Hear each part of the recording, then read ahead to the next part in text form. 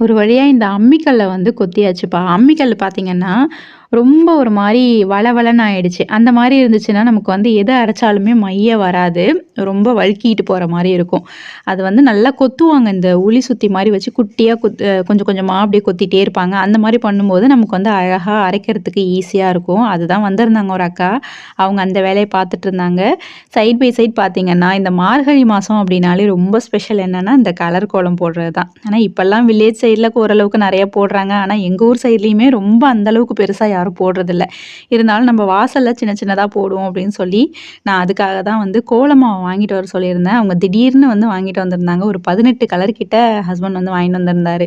நல்லா இருந்துச்சு. எல்லா கலருமே ரொம்ப அழகா இருந்துச்சு. ஆனா இத கலக்கறதுக்கு தான் மண் இல்லையேப்பா அப்படின்னு சொல்லி சொன்னேன்.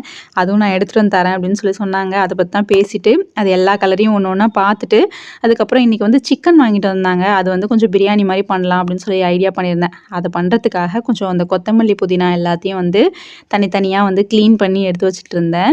இந்த அக்கா பார்த்தீங்கன்னா, அதுக்குள்ளேயே அவங்க வேலையெல்லாம் முடிச்சுட்டாங்க. முடிச்சதுக்கு அப்புறமா நானும் வந்து லஞ்ச் சமைக்கிறதுக்கு போயிட்டேன். நெக்ஸ்ட் வீடியோல பார்க்கலாம். தேங்க்ஸ் ஃபார் வாட்சிங். பாய்.